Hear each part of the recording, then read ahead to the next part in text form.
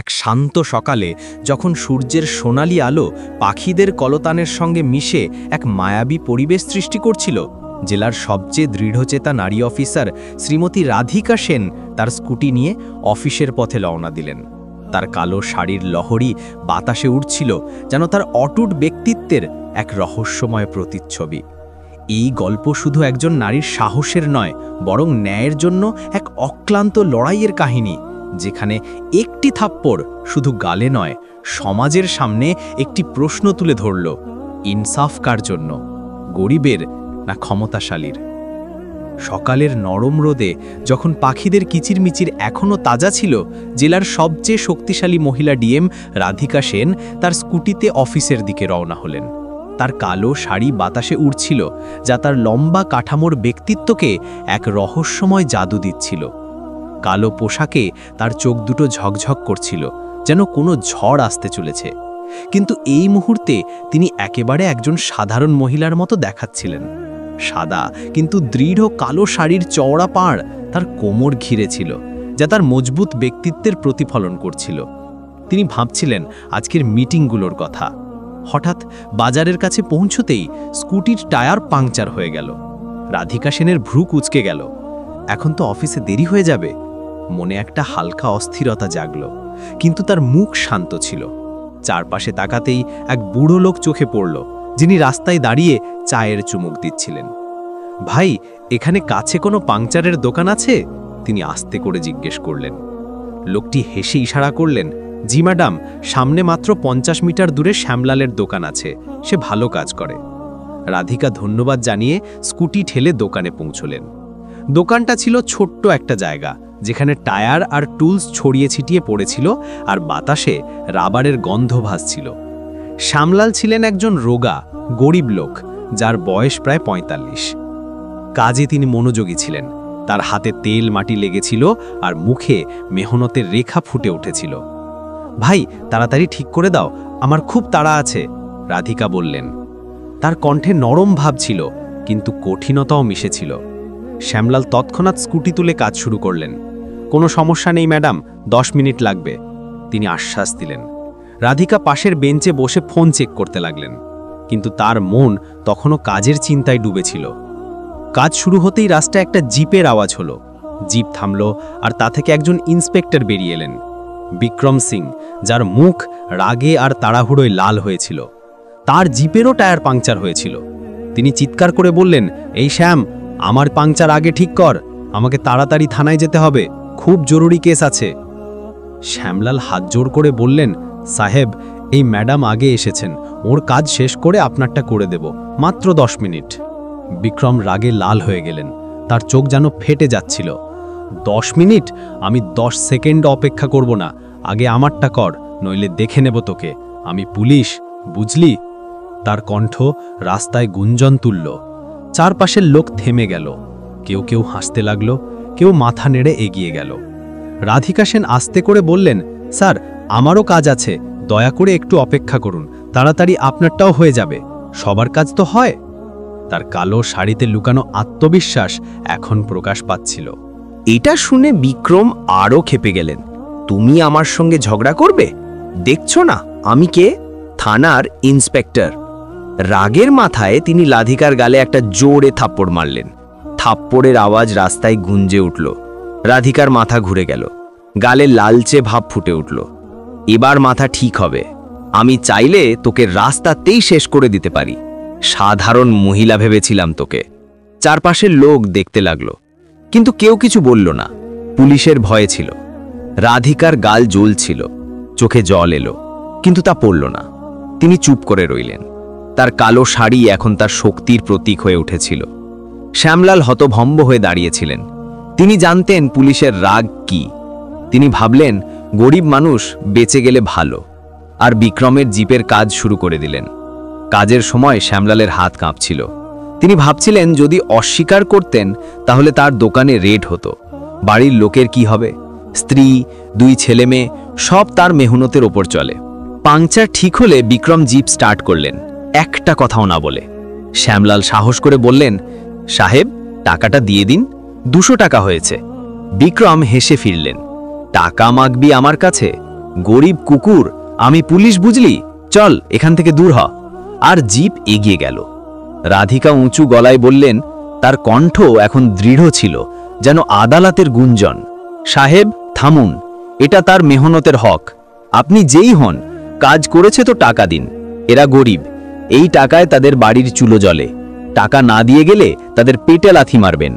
যদি এরা কাজ না করে তাদের পরিবার ভুকে মরবে। ইনসাফ করুন। বিক্রম জিপ থামিয়ে ফিরলেন, রাগে জ্বলতে জ্বলতে। আবার মিথ্যে কথা, চুপ কর, নইলে আর একটা থাপ্পড় খাবি।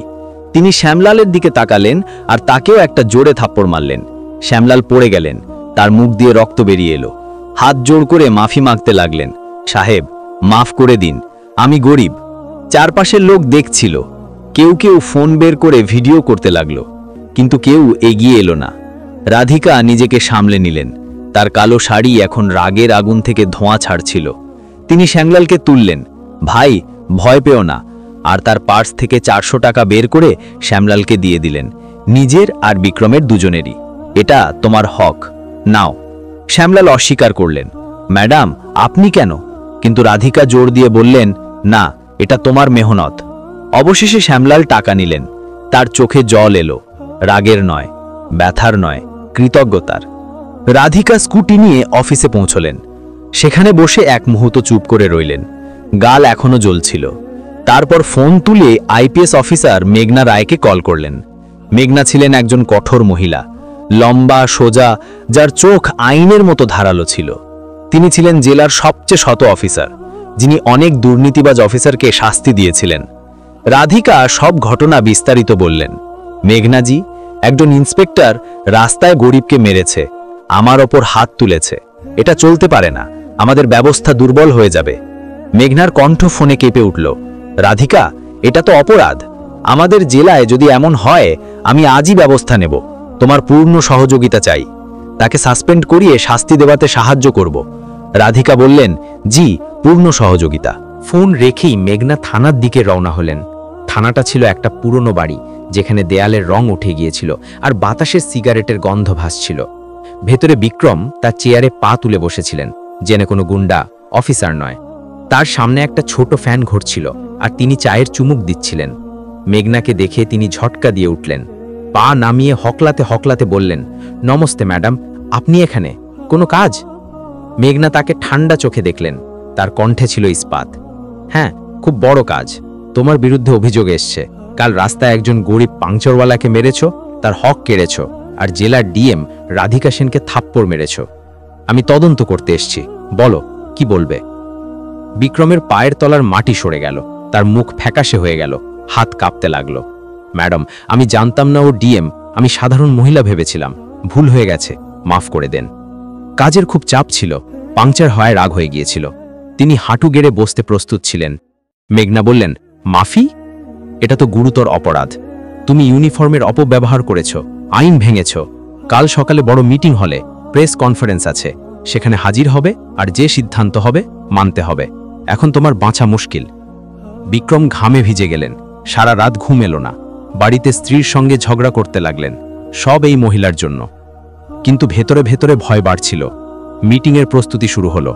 রাধিকা সেন তার অফিসে বসেছিলেন, কালো শাড়ি এখনও পরেছিলেন, যা এখন তার লড়াইয়ের প্রতীক হয়ে উঠেছিল। তিনি শ্যামলালকে ফোন করলেন, ভাই কাল মিটিংয়ে এসো, তোমার সাক্ষ্য দরকার। শ্যামলাল ভয় পেলেন, ম্যাডাম আমি গরিব, এমন বড় লোকের সামনে কিভাবে? রাধিকা আশ্বাস দিলেন, ভয় পেও না, আমি তোমার সঙ্গে আছি। অন্যদিকে বিক্রম তার এক পুরনো বন্ধু, একজন সিনিয়র ইন্সপেক্টরকে ফোন করলেন, ইয়ার সাহায্য কর, এটা তো আমার চাকরি খাওয়ানোর প্ল্যান।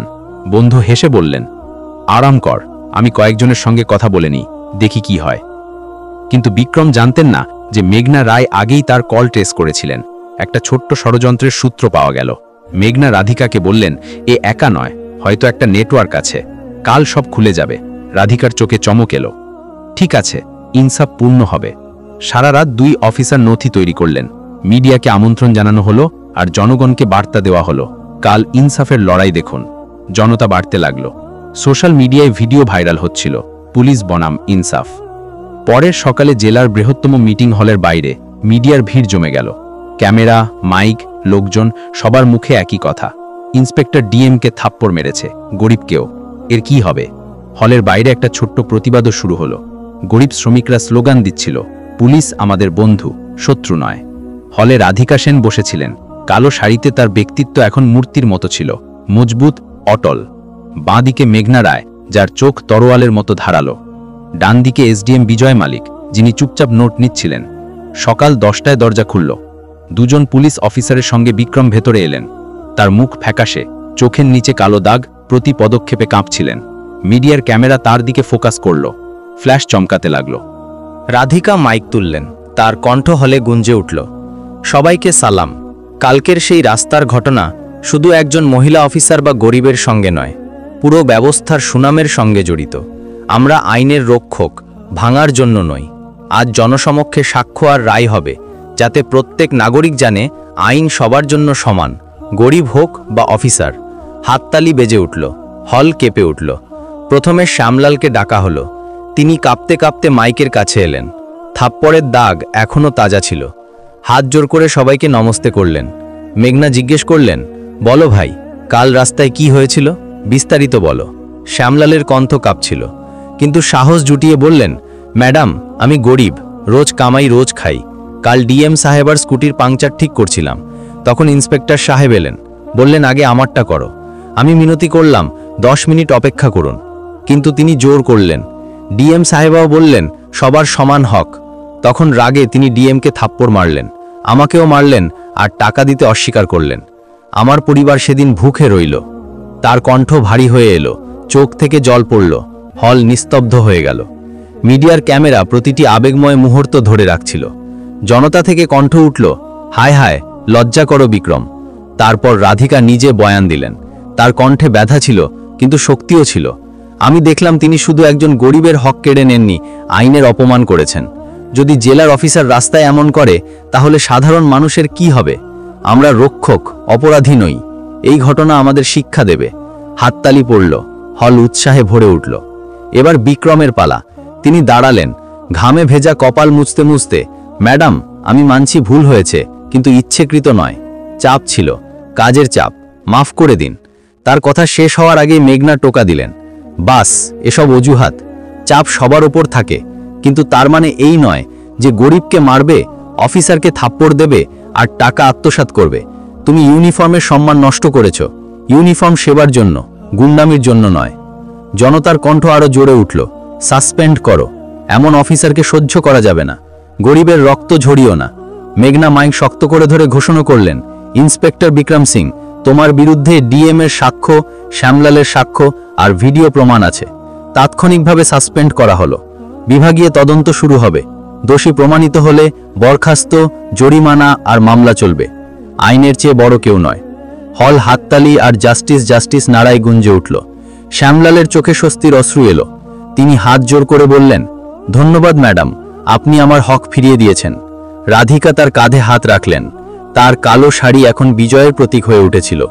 এখন ভয় পেও না ভাই, আইন তোমার সঙ্গী। মেঘনা হলের দিকে তাকালেন, এই বার্তা প্রতিটি ঘরে পৌঁছাক। যত বড় অফিসারই হোক, আইন ভাঙলে শাস্তি পাবে। সেদিন জেলায় ইনসাফের এক নতুন সকাল হলো। রাধিকা সেনের কালো শাড়ি এখন আর কেবল কাপড় ছিল না, সেটা হয়ে উঠেছিল শক্তি, ধৈর্য আর ইনসাফের জীবন্ত ছবি। মিডিয়ার হেডলাইন হয়ে গেল, রাস্তা থেকে শাস্তি পর্যন্ত অফিসারের শিক্ষণীয় গল্প। আর বিক্রম বাড়ি ফিরলেন, কিন্তু তার ইউনিফর্ম এখন শুধুমাত্র একটা স্মৃতি হয়ে গেল। প্রিয় বন্ধুরা, ভিডিওটি কেমন হলো কমেন্টে জানাবেন, এবং এরকম আরও ভিডিও দেখতে আমাদের চ্যানেলটি সাবস্ক্রাইব করুন। ধন্যবাদ সবাইকে।